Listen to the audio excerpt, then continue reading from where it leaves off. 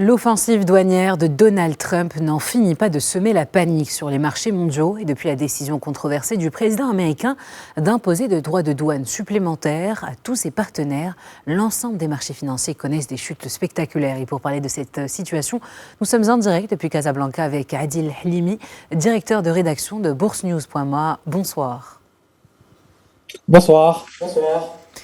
Alors, c'est un lundi noir pour les marchés financiers, le pétrole, mais également le bitcoin. D'abord, comment expliquer ce lien direct entre la hausse des droits de douane américains et des bourses mondiales ?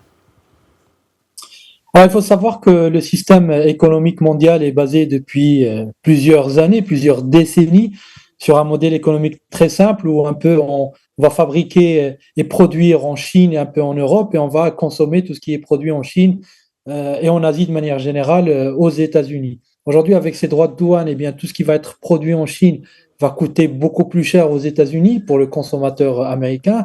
Vous en avez parlé, ça va être inflationniste. Et on a même certains circuits d'approvisionnement traditionnels qui existent depuis plusieurs années, qui vont être ébranlés, qui vont évoluer, qui vont même changer avec un risque de récession. Et quand on sait que les investisseurs voient venir une inflation très forte, on l'a vécu récemment en 2022 avec la guerre en Ukraine, eh bien, on le voit, hein, l'économie va ralentir, notamment en Europe. Vous avez en Europe plusieurs pays exportateurs comme l'Allemagne, un peu la France, mais surtout l'Allemagne, qui adressent beaucoup de leurs produits aux États-Unis, qui vont être limités en termes d'exportation, en termes de compétitivité. Donc, ça va influencer la production en Europe, ça va influencer la production, je le disais tout à l'heure, en Chine et en Asie de manière générale. Et tout ça est de nature à créer des récessions un peu à gauche et à droite en Europe et en Asie. Donc ça, c'est vraiment ce que craignent les marchés le plus aujourd'hui. C'est d'une part une récession globale en Asie et en Europe, et d'autre part une inflation très forte aux États-Unis, puisque Donald Trump, d'ailleurs, c'est pour ça qu'il met en place ces mesures. Une grande partie de la consommation aux États-Unis est importée par le pays à travers voilà, le système d'importation d'autres pays dans le monde. Et ça va créer des phénomènes inflationnistes importants aux États-Unis. Donc, risque inflationniste et risque donc de contraction économique. Et tout ça, bien entendu, fait peur au marché financier. C'est ce qui explique cette baisse qu'on a depuis jeudi dernier qui s'est prolongée jusqu'à aujourd'hui. Alors, vous avez cité quelques répercussions. Est-ce que ces répercussions de dégringolade des bourses mondiales, est-ce qu'elles vont s'accentuer au cours de la semaine ou vont peut-être se réduire ? Quelles sont vos prévisions pour le reste de la semaine ? Alors, le comportement des marchés va rester intimement lié aux déclarations de Donald Trump et aux déclarations de son administration. Par exemple, le dimanche, il a remis une couche en disant que si l'Asie ou particulièrement la Chine voulait faire de l'escalade, eh bien, il allait augmenter encore une fois ses droits de douane. Donc ça n'a pas rassuré les marchés européens, surtout asiatiques la nuit et les marchés européens en journée. Maintenant, s'il continue à avoir ce discours et de confirmer que les droits de douane vont entrer en vigueur, eh bien, ça va provoquer une baisse supplémentaire des marchés, le temps que les investisseurs arrivent à bien quantifier le risque et donc bien quantifier la valeur des actifs financiers. D'ailleurs, on a eu en début de séance aujourd'hui, en début de séance américaine, une fake news qui a circulé sur les plateformes des traders aux États-Unis, selon laquelle Donald Trump allait suspendre ses droits pendant 90 jours. Et ça a provoqué immédiatement, en quelques secondes, un rebond généralisé des actifs avant que ce ne soit démenti par la Maison-Blanche. Donc, au fur et à mesure qu'on va voir des déclarations de part et d'autre, là, au moment où on est en train de discuter, la Chine vient de faire une déclaration, vous l'avez passé dans le reportage. Au fur et à mesure qu'on va avoir des déclarations de part et d'autre, eh bien, les marchés vont réagir de manière extrêmement nerveuse. Donc, a priori, le risque va rester présent tout au long de la semaine sur les marchés et ce risque va être plus ou moins important selon les déclarations de Donald Trump. Il y a une partie des investisseurs qui s'attendent encore à un volte-face de la part du président américain, c'est-à-dire qu'il fasse un peu marche arrière ou qu'il suspende un peu ses droits de douane, comme il l'a fait il y a quelques semaines avec le Canada et le Mexique avant de revenir encore une fois sur sa décision. Donc, si on a ce type de retour en arrière, de pas en arrière, eh bien les marchés vont surréagir à la hausse mais en attendant, on va rester quand même dans un climat assez critique, en tout cas pour les bourses mondiales, sachant que là, au moment où on est en train de parler, les bourses américaines sont plutôt calmes, hein, la baisse ne dépasse pas 1%, ce qui est plutôt bien par rapport à ce qu'on a vu tout au long de la journée sur les marchés européens et asiatiques. Donc, début d'accalmie, mais encore très, très, très fragile et toujours dépendant des déclarations du président américain.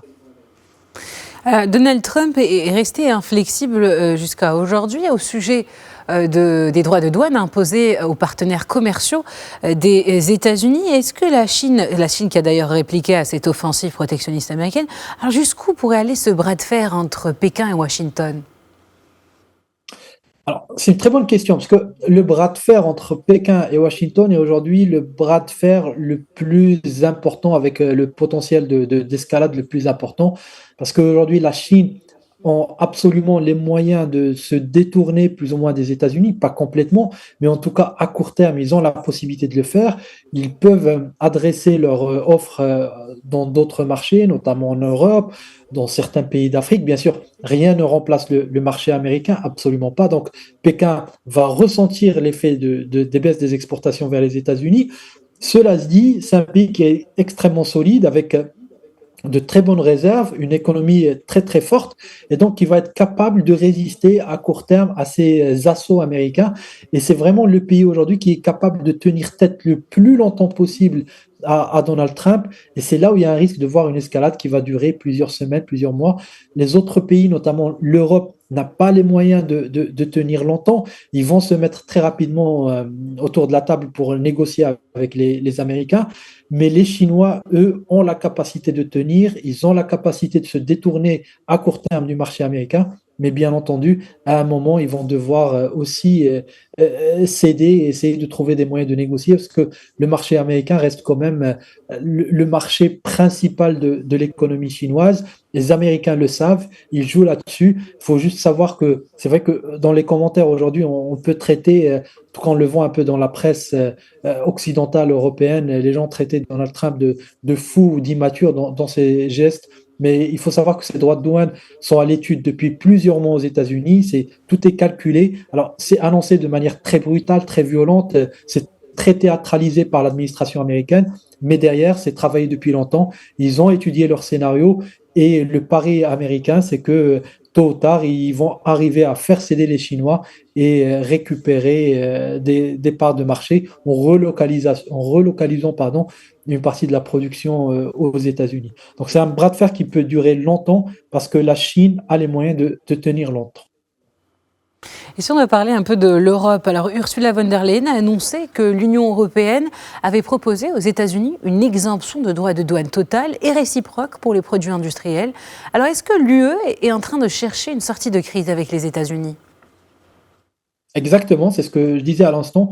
Les Européens n'ont pas la force pour tenir longtemps ce bras de fer.